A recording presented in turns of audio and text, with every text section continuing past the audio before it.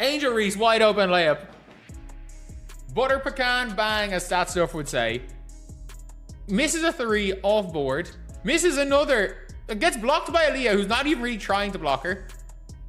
Misses another layup. Goes coast to coast on KK Timpson, and KK's like, okay. Like that, I'm just saying, what the fuck? That laugh, that exact moment right there is everything you need to know about what happened on that court. Because while Angel Reese was bricking a wide open layup that would have tied the game, Caitlin Clark was standing on the sideline absolutely losing it. Not trying to hide it, not being professional about it, just straight up laughing at her rival missing the easiest shot in basketball. And honestly, after watching the full lowlight compilation from this game, you'll understand exactly why Clark couldn't contain herself. This wasn't just a bad game. This was basketball comedy at its finest. How do you do that? Like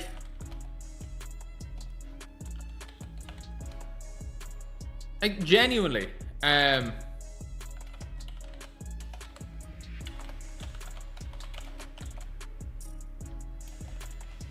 it's madness. It's madness.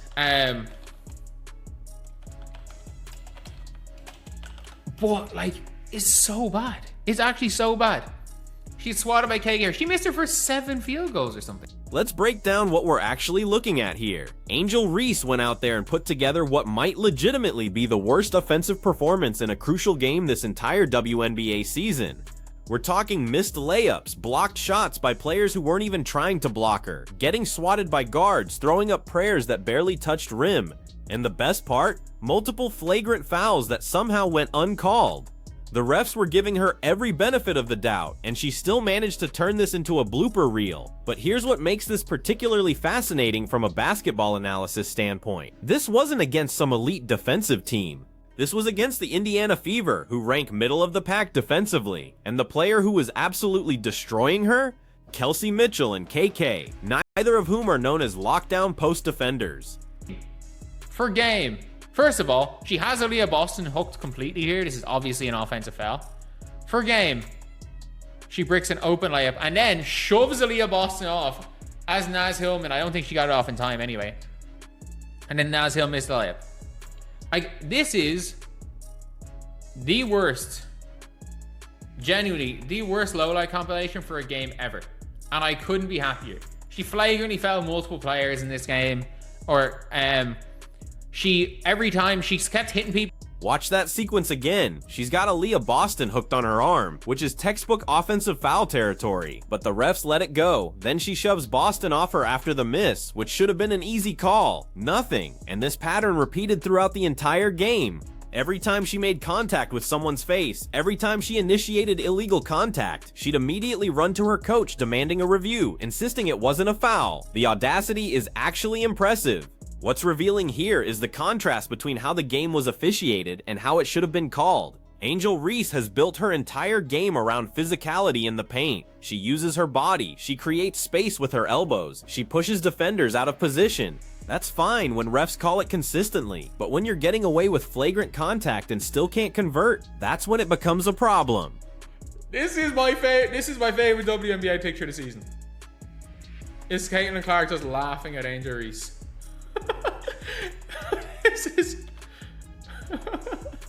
This is still my favorite picture of the season. Caitlin Clark deciding, I'm just gonna laugh at Angel Reese missing a wide open layup. That is legitimately hilarious. And you, oh my god. And she got every benefit from the refs. She got every single benefit from the refs in this game. Now this is where it gets genuinely hilarious from a pure basketball entertainment perspective. That image of Caitlin Clark laughing while Angel Reese bricks the open layup has already become the defining photo of their rivalry this season, and you can see why. The timing is perfect. The expression on Clark's face is pure joy. She's not even trying to hide it. She's just standing there watching her biggest rival completely fall apart in the biggest moment of the game. And look, we can talk about professionalism and sportsmanship all day long, but this is also real human emotion on display. These two have been going at each other since college. The hand gesture incident, the trash talk, the media narratives pitting them against each other constantly. So when Clark gets to watch Reese miss a bunny that would have changed the entire complexion of the game, yeah, she's gonna laugh. That's basketball. Oh my god. Oh my god. This is brilliant. Like, obviously she's not doing it. This picture looks like she's waving at the camera after Angel misses the open layup for game. Oh, I don't feel for her at all. I don't feel for Angel Reese at all. Like, this is, and Angel, and Caitlin, let's not forget, hit a step back in Angel Reese's face. Caitlin hit a step back three in Angel's face as well.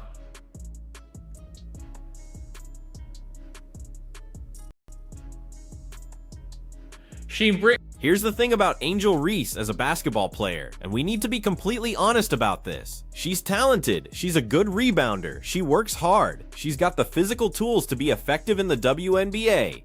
But somewhere along the way, she became more focused on being a stat stuffer than being an efficient basketball player, and that approach has absolutely killed her ability to be taken seriously as an elite player. The numbers don't lie. Her shooting percentage around the rim is well below league average for forwards. Her free throw percentage is rough. Her finishing ability against length is a legitimate weakness. But because she crashes the offensive glass hard and racks up rebounds, the stat line looks decent. 10 points, 12 rebounds sounds good until you realize it took her 17 shots to get those 10 points. And that's the fundamental problem with the stat stuffing approach. It creates this illusion of productivity that doesn't match the actual impact on winning basketball. You can grab 15 rebounds, but if 8 of them are off your own misses and you're killing offensive possessions with bad shot selection, are you really helping your team? Not yet. We're not doing that yet. But peak for peak, the best point guard to ever play in the league, we've got Caitlin Clark. Oh, that is brilliant. That is brilliant. And not only that, again, what foul is this? Oh yeah, Angel Reese. Are you kidding me, right? She just knocks Sophie Cunningham. Again, this is how Angel Reese plays in the inside. If you try to get position, she just shoves you on the ground. Insert Sandy Brondello quote here. Insert Sandy Brondello quote. But like, this is the funniest low-light compilation. Let's talk about that final sequence because it perfectly encapsulates everything wrong with how this game went for Angel Reese. She's got the ball with under 2 minutes left. Her team is down by a handful of points. They need a bucket. And what does she do? She jacks up a three-pointer for absolutely no reason. There's time on the clock. There's no need to rush, but she's feeling herself, so she lets it fly. Brick. Then comes the final possession. Game on the line. She gets the ball in the paint. She's got position. This is literally what she's supposed to be good at, and she misses a wide open layup so badly that it doesn't even draw iron, just complete air, while Caitlin Clark watches from the bench, laughing her head off. The basketball gods have a sense of humor, and this was their masterpiece. After all the trash talk, after all the rivalry hype, after all the media debates about who's better, it comes down to Angel Reese missing a bunny while her rival laughs at her. You can't write that script any better. With Angel Reese I will always be honest with Angel Reese, a basketball player. But the good thing is that I am not on TV. I can say whatever the hell I want, and I can laugh at whoever the hell I want. And I can laugh. I can sit here laughing at Angel Reese right now. Because this is going to be, like, Angel is a meme. Like, I said this coming in today, I'm like, Angel Reese as a, like, she's a good player. But, like, in the basketball world right now, Angel Reese has just become a meme. Because... Now here's where we need to address the elephant in the room. Angel Reese has become a meme. Not because people are unfairly targeting her, not because of some conspiracy against her, but because she consistently delivers these moments in big games. Every time the spotlight is brightest, every time the stakes are highest, she finds a way to produce content that goes viral for all the wrong reasons. And look, that's partially on her, but it's also partially on how she's been marketed and positioned. She's been built up as this superstar, this generational talent, this player who's on the same level as Caitlin Clark, but the on-court production doesn't match the hype. So when she has games like this, the disconnect becomes content. The internet does what the internet does. And suddenly she's trending for missing layups instead of making winning plays. The comparison to Shock to a Fool is actually perfect. Shock built an entire segment around players making hilarious mistakes, and Angel Reese has become the WNBA's leading contributor to that kind of content.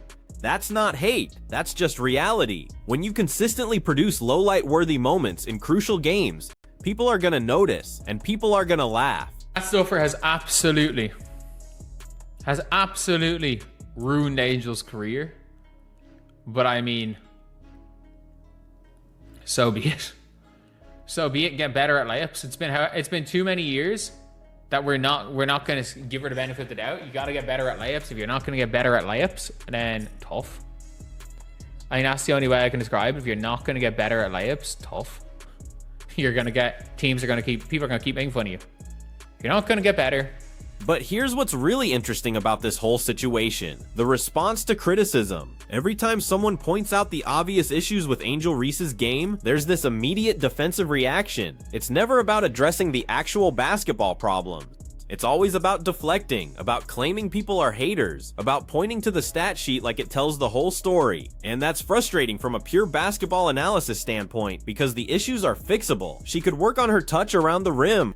She could improve her free throw shooting. She could develop a more efficient approach to scoring. But instead of acknowledging these weaknesses and working to improve them, the narrative becomes about defending the stat line and attacking anyone who suggests there might be room for growth. That's not how you get better as a player. That's how you become stagnant. And right now, Angel Reese is in danger of becoming exactly that. A player with physical tools and hustle who never develops the skill refinement necessary to be truly elite. So let's put this all in perspective and really examine what this game represents for both players and for the WNBA as a whole. Because this wasn't just about one bad performance. This was about the crystallization of a narrative that's been building all season long. First, let's acknowledge what actually happened on the court. Angel Reese finished with a shooting performance that would make even the worst offensive players cringe. Multiple missed layups, including several that were completely uncontested. Multiple blocked shots by guards who have no business blocking a forward shot attempts. Multiple flagrant fouls that went uncalled, giving her every advantage possible, and she still couldn't convert. That's not a bad shooting night. That's a fundamental breakdown of offensive capability. But what makes this significant isn't just the performance itself, it's the context surrounding it. This was a crucial game against the Indiana Fever, the team led by her biggest rival. This was a chance to make a statement, to prove that she belongs in the same conversation as Caitlin Clark.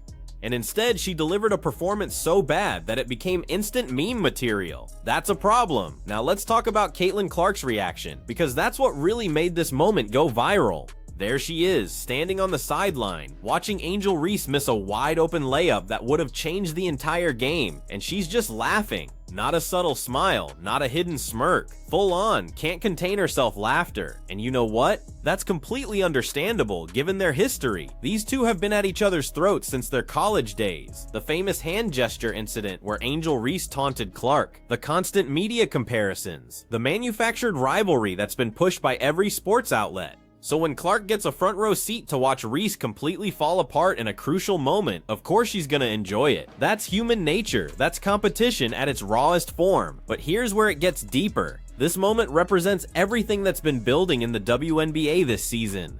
The tension between different player fan bases, the debates about who deserves recognition and who doesn't, the arguments about stat stuffing versus actual winning impact. All of it came together in this one sequence where Angel Reese missed an easy layup while Caitlin Clark laughed. And the internet absolutely exploded. Within hours, that image was everywhere. Twitter, Instagram, TikTok, every sports media outlet. Everyone had an opinion, everyone had a take, and the take split exactly along the lines you'd expect. Angel Reese supporters claimed people were being too harsh, that everyone has bad games, that the focus on this moment was unfair. Caitlin Clark supporters pointed to it as proof of what they've been saying all along about the gap between the two players. But here's what both sides are missing.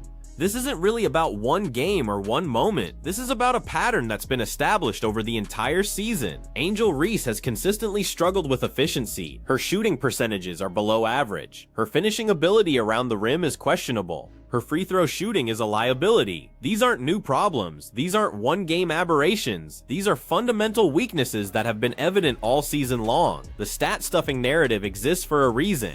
When you look at Angel Reese's numbers, they look impressive on the surface. Double-doubles, rebounds, points. But when you dig deeper, when you look at the efficiency numbers, when you examine how many shots it takes her to get those points, the picture changes dramatically. She's taking a high volume of attempts to produce moderate scoring output. She's grabbing rebounds off her own misses and counting them as offensive production. The numbers lie, or at least they tell an incomplete story.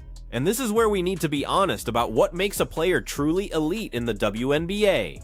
It's not about accumulating stats, it's about efficient production that leads to winning basketball. It's about making the right plays at the right times. It's about being able to deliver when the pressure is highest, and by those standards, Angel Reese has fallen short repeatedly this season. Compare that to Caitlin Clark, who has consistently delivered in big moments, who has efficient shooting numbers, who creates for her teammates while also scoring at a high level, who has transformed the Indiana Fever from a lottery team into a playoff contender. The gap between them isn't about potential or physical tools, it's about actual on-court production and impact on winning. Now, does that mean Angel Reese is a bad player? Absolutely not. She's a solid WNBA player with specific strengths. She's a good rebounder, she works hard, she brings energy. But is she an elite player? Is she a superstar? Is she in the same tier as Caitlin Clark? The evidence says no. And games like this one just reinforce that reality. The problem is that Angel Reese has been marketed and positioned as if she's on that elite level. The hype doesn't match the production. The narrative doesn't align with the reality. And when those gaps exist, moments like this low-light compilation become ammunition for critics. They become proof points in an argument that shouldn't even be controversial. What's particularly frustrating is how this situation could have been handled differently. If Angel Reese and her supporters acknowledged the weaknesses and focused on improvement, this would be a completely different conversation. Instead, there's this constant defensiveness, this refusal to admit that maybe the criticism has merit, this insistence that anyone pointing out obvious flaws is just a hater. That approach doesn't help her develop as a player. It doesn't address the fundamental issues with her game. It just creates more ammunition for critics and more content for people to mock. Because when you refuse to acknowledge obvious problems, and then those problems manifest in spectacular fashion during crucial games, people are gonna notice, and people are gonna talk. The Caitlin Clark laugh is gonna live forever in WNBA history. That image is gonna be referenced for years. And every time someone wants to illustrate the gap between hype and reality, between stat stuffing and actual impact, between marketed stardom and earned excellence, they're gonna pull up that photo. Angel Reese missing the layup, Caitlin Clark laughing on the sideline. It's perfect symbolism. So where does this leave us? What does this mean for the future of both players and for the WNBA? Well, for Caitlin Clark, it's pretty straightforward. She continues being excellent. She continues leading her team to wins. And she continues proving that she's the best point guard in the league, peak for peak. The validation she gets from moments like this is just icing on the cake. For Angel Reese, the path forward is less clear. She can either acknowledge the weaknesses and work to improve them, or she can continue down the current path of defensiveness and stat accumulation. One of those approaches leads to actual growth and development. The other leads to more moments like this, more viral low-light compilations, more ammunition for critics. And for the WNBA as a whole, this moment highlights both the league's growing visibility and its growing pains. The fact that this game generated so much attention, so much discussion, so much viral content, that's good for the league. People are watching, people care. But the league also needs to grapple with how it markets players, how it manages narratives, and how it balances hype with actual on-court production. Because at the end of the day, the product on the court has to match the marketing message. When it doesn't, you get situations like this. You get players who are built up beyond their actual capabilities. You get fans who feel misled or defensive. You get narratives that don't align with reality. And you get moments that become memes instead of highlights. The comedy of Angel Reese's game, as it was described, isn't really comedy at all. It's a cautionary tale about the dangers of hype without substance, about the importance of efficiency over volume, about the need for honest self-assessment and genuine improvement. And until those lessons are learned, we're gonna keep seeing these moments, we're gonna keep having these debates, and we're gonna keep watching Caitlin Clark laugh while Angel Reese misses layups. So what's your take? Do you think the criticism of Angel Reese is fair, or are people being too harsh on a young player still developing her game? Do you think Caitlin Clark was wrong to laugh, or is that just part of the rivalry? And most importantly, do you think Angel Reese can fix these issues and become the elite player she's marketed as? Or is this who she is? Drop your thoughts in the comments. Hit that like button if you enjoyed the breakdown, and subscribe because we're gonna keep analyzing the WNBA